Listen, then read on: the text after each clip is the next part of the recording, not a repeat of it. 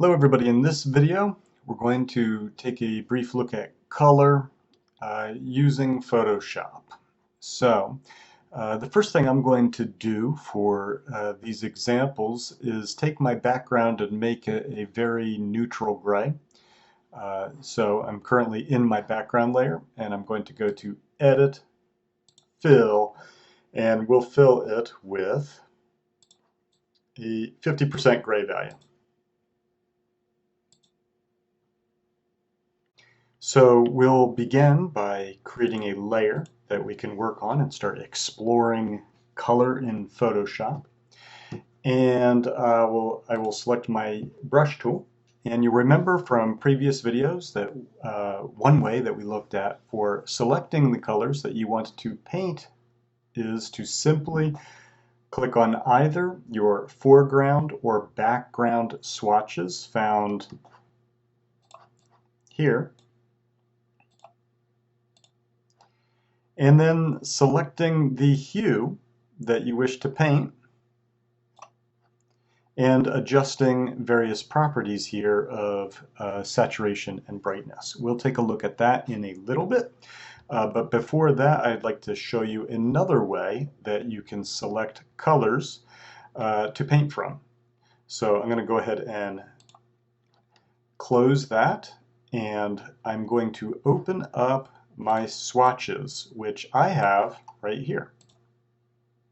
Now, if you don't find swatches here, the way that you can open it up, or any other tab that you might not have available here, is to simply go to Window and find it in this drop-down.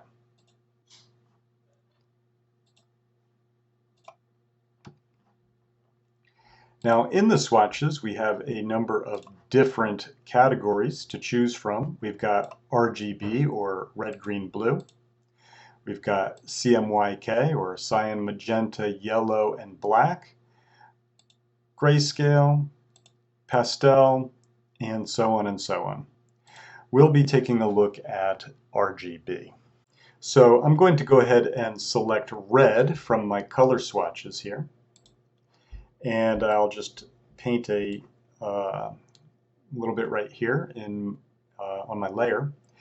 I will select green, which I'll paint here, and blue, which I'll paint here.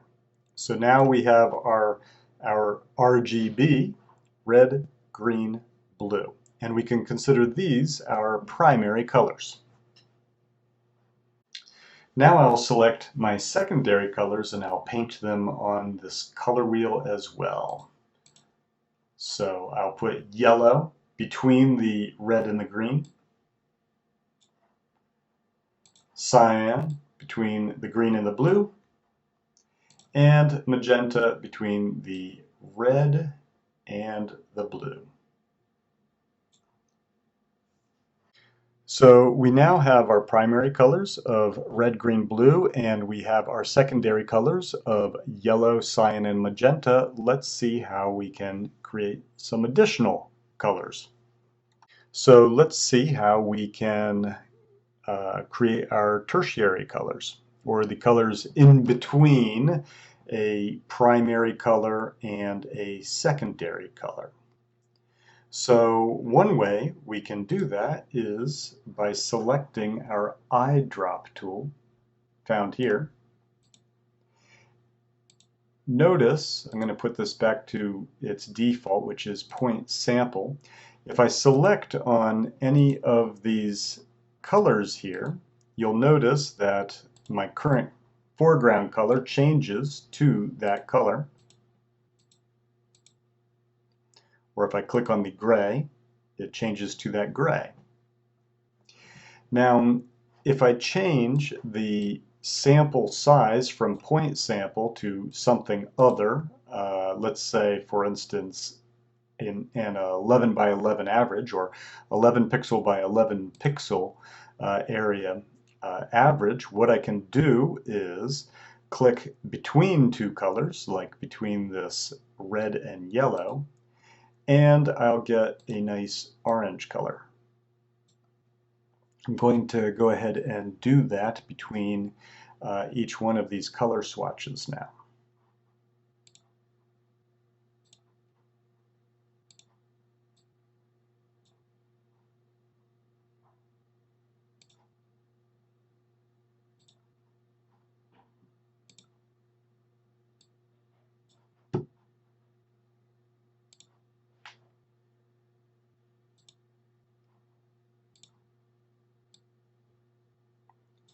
One other thing I should mention, you can see that I'm switching between the brush and the eyedropped tool. However, instead of actually repeatedly switching between these tools, if I hold down the Alt key, my cursor will become the eyedrop tool, and then I can easily do my color selection that way.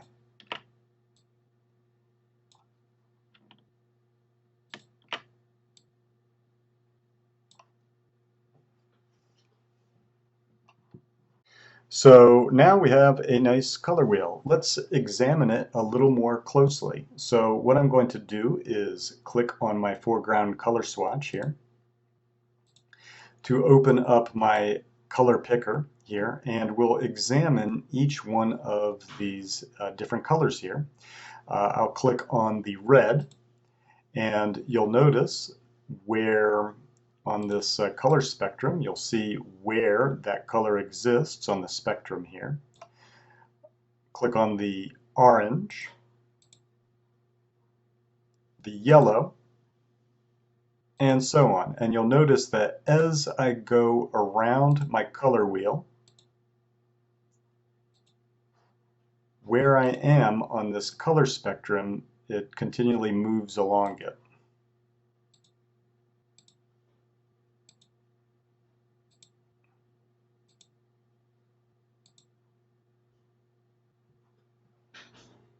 In fact, another thing that you should take note of as I click on these different colors in my color wheel is that each one of these hues has its own unique number. So the red here that I have selected is assigned 0. This orange, this particular orange, is assigned 32. The yellow is 60. And so on and so on. Each one of these has its own unique number assigned in its hue value.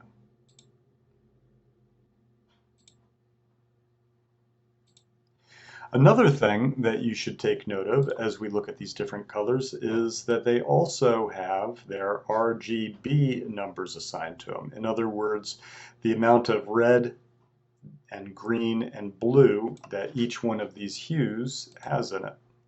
So for instance, with the red, you'll notice that it is 255, 0, 0, its RGB value, or my green is 0, 255, 0, or my blue is 0, 0, 255. If we pick one of these secondary colors on the other hand, like this yellow, you'll notice that the red and green are both assigned 255, while the blue has a value of 0. So this refers to, with each one of these hues, the amount of red, green, and blue in them. So while we've taken a look at these primary, secondary, and tertiary colors, and we've looked at some of these different color models where we look at color as hue, saturation, brightness, or RGB, red, green, blue. One thing I'd like to mention is that when we take a look at those secondary colors, and you can see that yellow consists of 255 red and 255 green, what happens if we also make it 255 on the blue? And what you'll notice is that when we do that, we end up with white. And the reason for that is that this is the additive color model using light. Now this we can contrast this with the other color wheel model that you've probably learned from painting, which is the subtractive model, where we refer to the colors and how they mix in the form of pigments. And usually that model is taught as something more like red, yellow, and blue.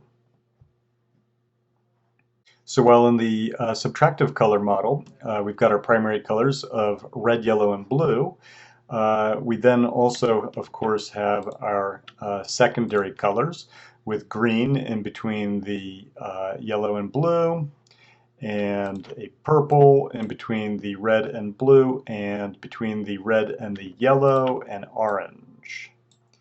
And when we talk about pigments, if we were to mix the three primary colors, then in theory what we get is something more like black. But if we're actually talking about pigments, in reality you won't actually get true black by mixing those three primary colors together. So in summary, we have these two color wheels that we're looking at here. Primarily when we're working digitally, we are thinking in terms of this additive color wheel of RGB. When we're working with pigments such as oil paint, watercolor, oftentimes we use this subtractive color model or color wheel where we use red, yellow, and blue as the primary colors. But I should also mention, before moving on, that there are other color models too, for instance with printing, where we work with CMYK being cyan, magenta, yellow, and black.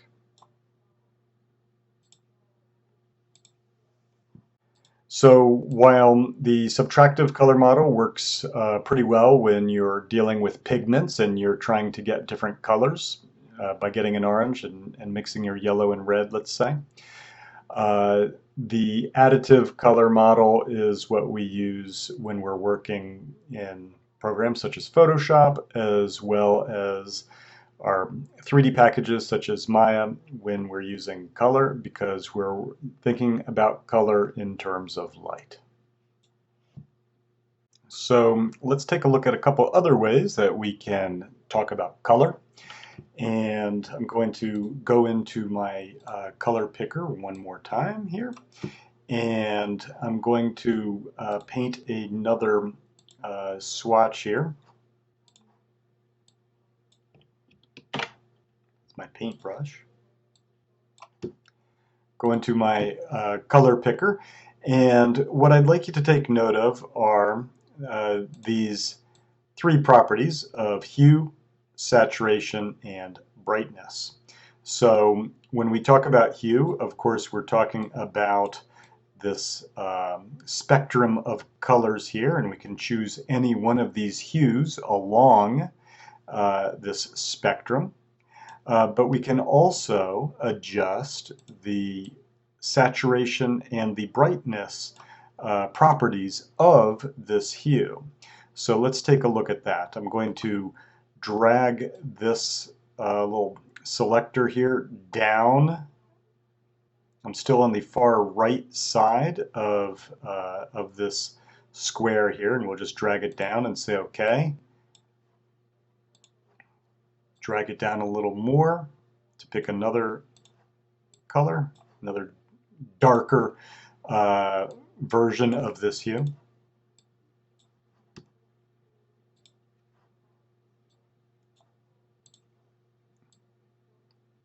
And here is what we have. So while all of these little swatches here are of the same hue, they are of different values in brightness. Let's take a little more of a look at that. But this time, instead of going down on this axis and working with the brightness, and notice when I bring my mouse down that in fact that brightness value is changing, while the hue and the saturation values are remaining the same. What happens if we drag this to the left? So we'll go ahead and make some swatches in that direction as well.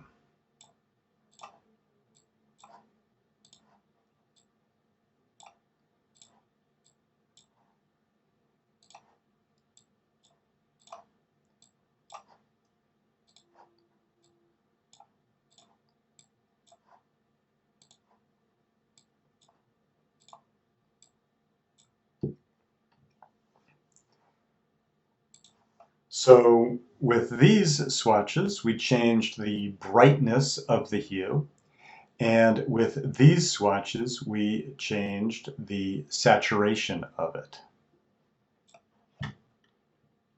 Let's take a look at a couple other ways that we can play around with color as we talk about this different terminology when discussing color. So what I'm going to do is I'm going to make a marquee selection here. I will change my foreground color to the red, and we'll make the background color black. And I'm going to choose my gradient tool here, and I'll draw a gradient going from left to right.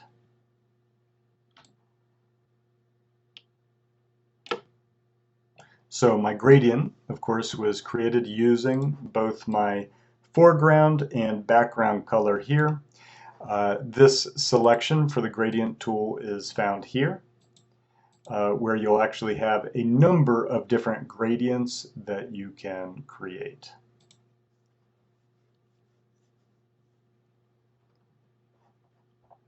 I'm going to duplicate this gradient and move it here.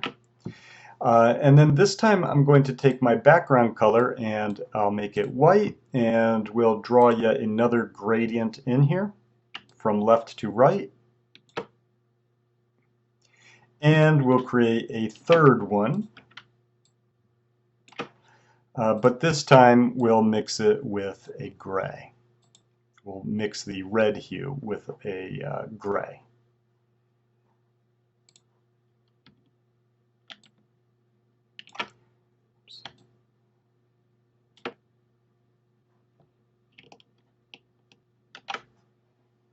So some terminology that we can use then regarding these hues or this hue being mixed with black, white, and with gray are shades, the color mixed with black, tints, the color or hue mixed with white, and tones, the color mixed with gray.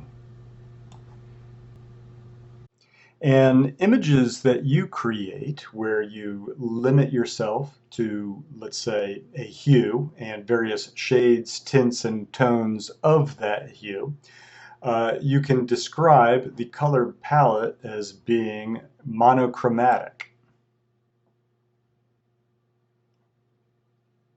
Now remember, with my layer selected, I can go to Image, Adjustments, Hue Saturation, and we can actually shift the hue. In this case, we have this red hue with various shades, tints, and tones of it. And by using this slider here for the hue, we can actually make adjustments to it and look at different monochromatic color schemes.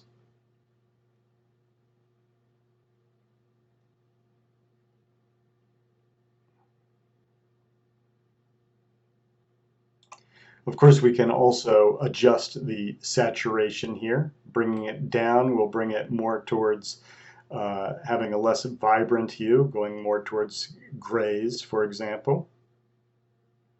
Or we can bring up its saturation, which will only affect our tone, I believe.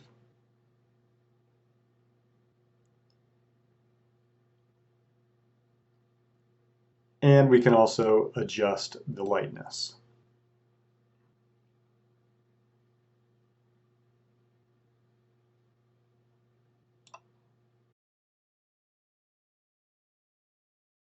Here's a work that I found online that I thought demonstrated the monochromatic color palette very well. So we just talked about the monochromatic color palettes.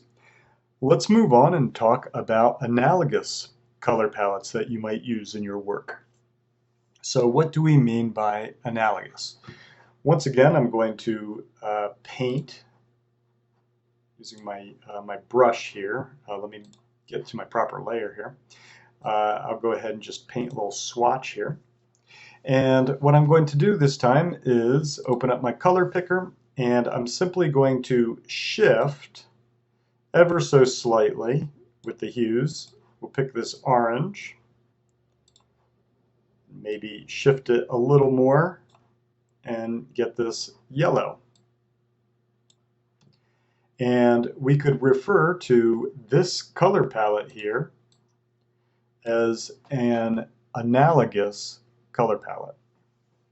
So what do we mean by analogous color palette? Let's take a look. I'm going to show you another way that we can create a color wheel so that we can look at this idea of analogous color palettes. So once again, I'm going to use my gradient tool. Now, what I'd like to point out to you is that we do have a lot of different choices here from our basic blues, purples, pinks, and so on. We have lots of different gradients that we can choose from.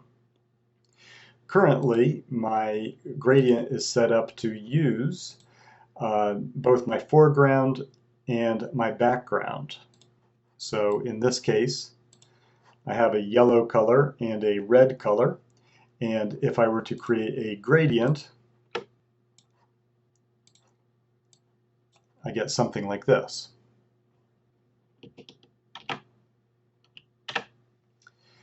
Now, there are actually other gradients that we can choose from, but to get access to them, I'm going to need to go to Windows, Gradients. That will open up my Gradients tab here, which if I wish to, I can dock in here. And what I'm going to do is add yet another one in here. We have basics, blues, and so on and so on. What I'm going to do is click on this button here with these lines here. And I'm going to select Legacy. Let's see, where is it? Legacy Gradients, found here. Okay. And then under the Legacy Gradients, drop down, I'm going to go to the Legacy Default Gradients, and I'm going to pick this one here, the Spectrum Gradient. So this time it's going to use this gradient here. Instead of using my foreground and background colors, it's going to use this, this spectrum. Okay. So let's see what we get.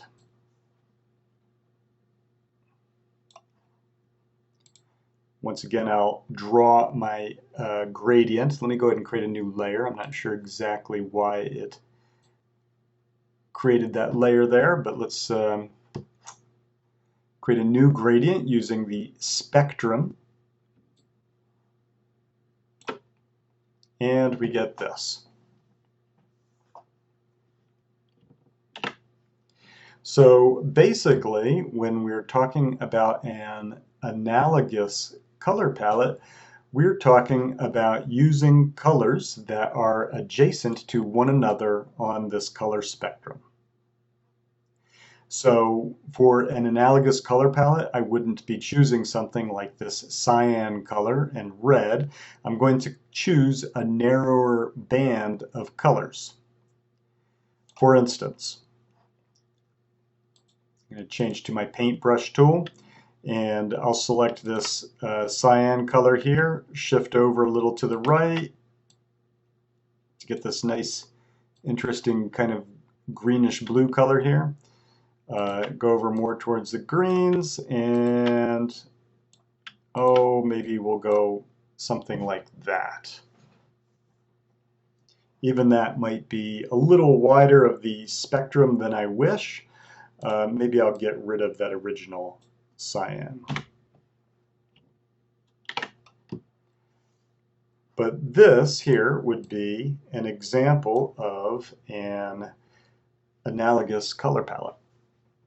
Now remember, when working with these types of color palettes, an analogous color palette in your work, that you're not limited to, in this case, just these 4 colors. You can still come in here and you can adjust the saturation and the brightness of it to get some more variety out of it.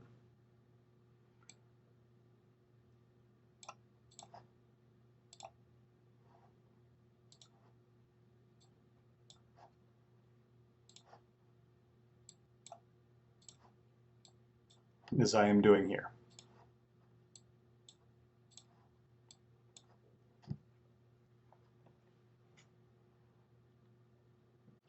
So we've used a gradient to get this spectrum here. Let me show you how we can use a gradient to actually create a color wheel. I'm going to go ahead and make a new layer here, and I'll hide these 2 layers. And I'm going to draw a circle using my marquee selection.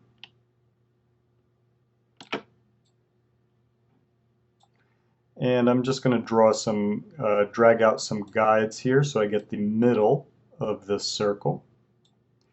And I'm going to go back to my gradient tool.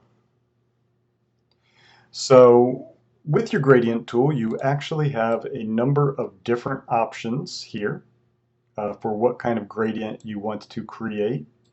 The default one typically is this one, the linear gradient, which is going to draw something like this. But we also have the radial gradient, which will draw something like this. And we have this one here, the angle gradient. And if I use the angle gradient, I will get this. So this can be a very convenient way to create a color wheel. So remember then, with the analogous color palettes that you may be creating, that you're not dealing with the whole spectrum, but you're dealing with, in this case, you're dealing with adjacent colors on the color spectrum or on the color wheel. So for instance, I could create an analogous color palette, let's say from this point to this point as just an example. Choose maybe 4 or 5 colors in this range here. Something like this.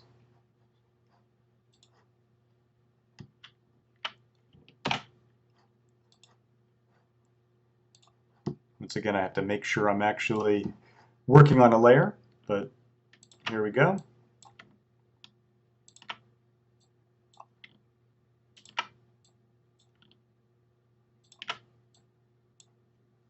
And this would be another example of an analogous color palette. Now, once again, if we wish to,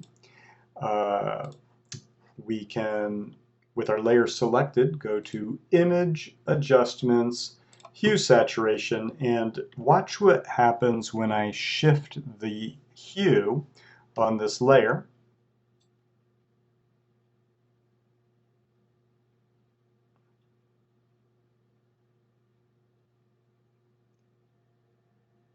You'll notice that we see we can try out different analogous color palettes here, but you also see the colors shifting on my color wheel as well,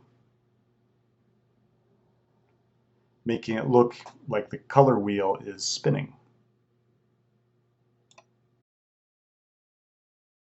And looking for images using this analogous color palette, here's one that I found that I quite liked. It is some concept art from the movie Bambi.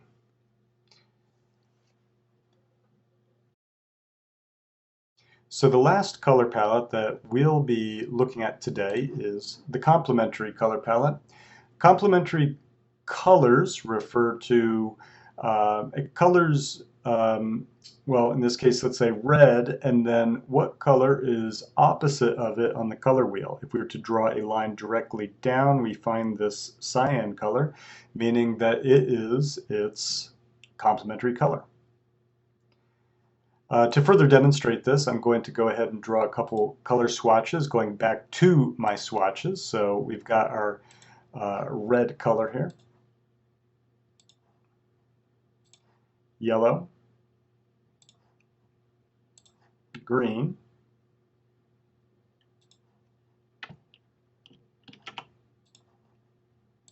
cyan, blue, and magenta. Okay, let's draw that green in a better place. We'll put it here so it's more evenly distributed. Not perfect, but should get the point across. And here we can easily see the different complementary colors. So the complementary color again of red is cyan. Cyan's complementary color is red. Yellow has a complementary of blue. Blue's complementary is yellow. And green's complementary is magenta. Magenta's complementary color is green. So a complementary color palette could consist, for example, of something like this red and cyan, where the image has these two colors predominantly, let's say, in its color palette. Now, of course, when creating a complementary color palette, you don't have to, or probably shouldn't even, keep the colors equal in, let's say, their saturation or their brightness. But the thing to keep in mind about complementary colors is that they can be very striking when adjacent to one another.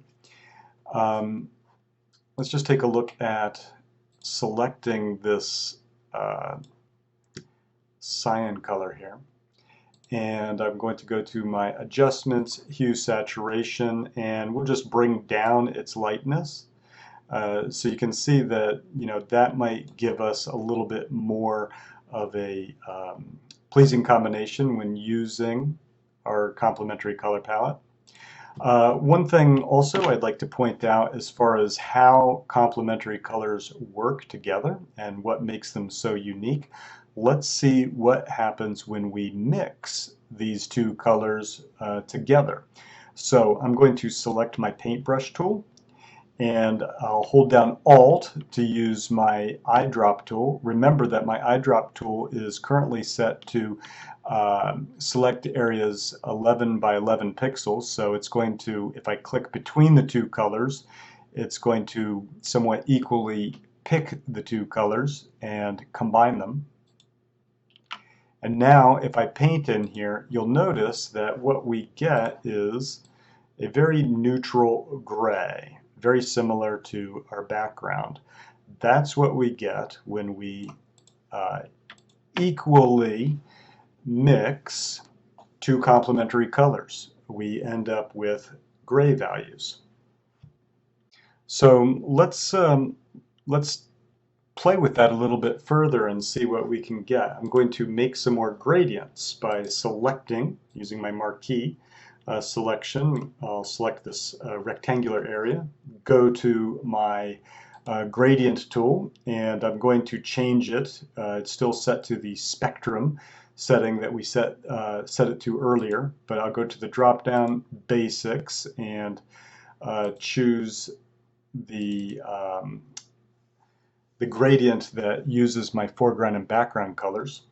I'm going to change my foreground color to this red, and I'll change my background color to that cyan. And we'll go ahead and draw another gradient. I'm going to switch it back to the linear gradient here, and we'll draw it out and see what we get. So as you can see, we zoom in on this, that as these two colors mix, they move towards this neutral gray. In fact, if we open up our color picker and just select areas within this, this band here, this spectrum, notice what happens here in my color picker. So here we have this red, it's very saturated. If I click over here on the cyan color here, it's also very saturated and bright. But as I move to the left and go more towards the reds, notice where the little picker selection thing here is. It's going in this direction, becoming less saturated, but it's also having an effect on the brightness of it.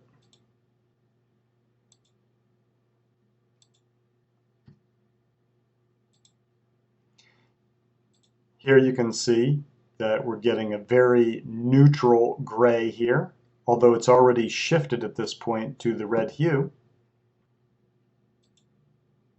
And as I move further to the left, you'll notice that it's moving more and more towards a more saturated red, more vibrant red, till we finally come all the way to the left and we get this pure red hue.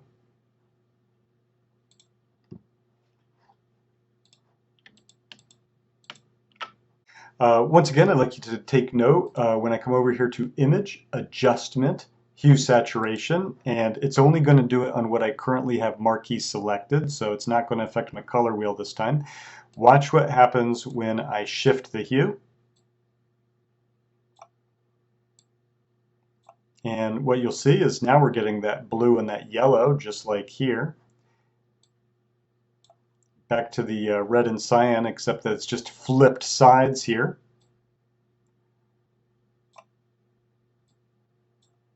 And these continue to be complementary colors because the hues are being equally shifted relative to one another. And with each one of these examples, we still get that very neutral gray in the middle. I'm going to cancel out of that and show you one more thing with complementary colors, another way that you can work with them, and that is by not just working with, let's say, its exact complementary color or the color that is exactly opposite of it on the color wheel, but instead choosing, in this case, let's say we choose the red, or we'll stick with the red because that's what we've been looking at. So let's say we pick this red, but then instead of picking the cyan that's exactly opposite, I'll just shift a little over to the left and pick this color, and then a little over to the right and pick this color here.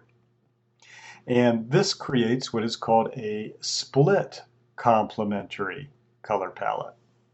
Let's see how red mixes with these two colors now. So I'll create another rectangular selection here.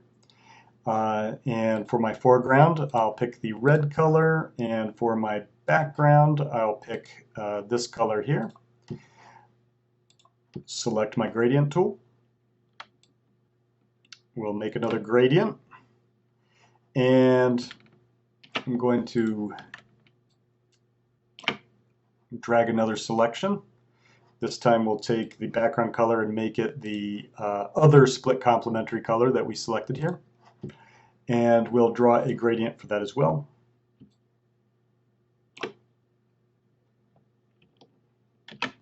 And this is more of an example, again, of a split complementary color palette. What's interesting about it is that even just that little shift through the split complementary, that if we pick something more kind of in the middle, yes, it goes towards these kind of gray values, but it never actually becomes a pure gray.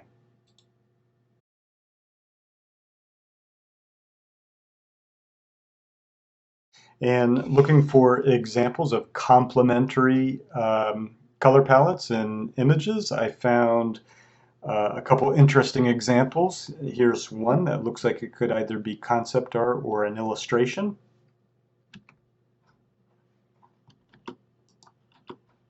Another one that looks like it's probably an illustration. Nice complementary color palette here. And finally, what looks like it's probably concept art, perhaps for an environment. But this one also uses this idea of a complementary color palette very effectively.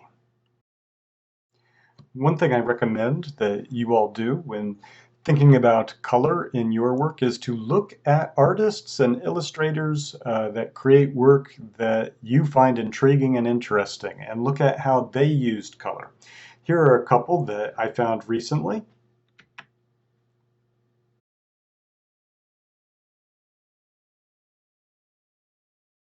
You can open the images up in Photoshop if you save them and take a look and study the colors that the artist or illustrator uses.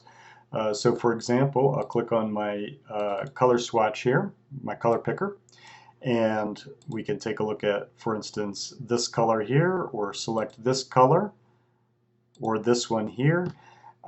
Each time taking note on where it is in the color spectrum, as well as its saturation and brightness values. Another thing that we can do is actually individually select colors within the image itself. For instance, I'll select this blue color here, this one here, and this one here, and then maybe some of these pale yellow orange colors.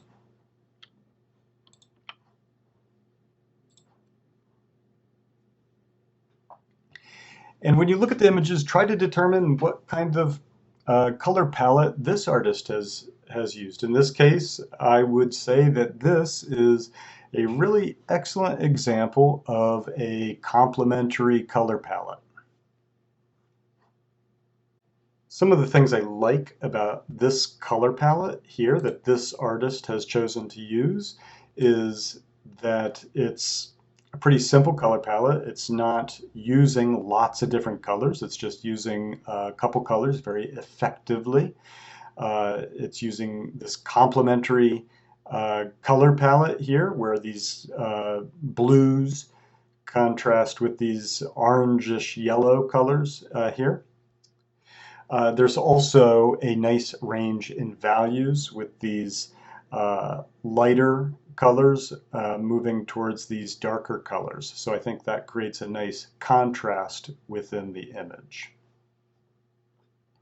Now, notice that when I once again go to my image adjustments, hue saturation, if I shift the hue 180 degrees, watch what happens to these blues and then these pale yellow oranges here.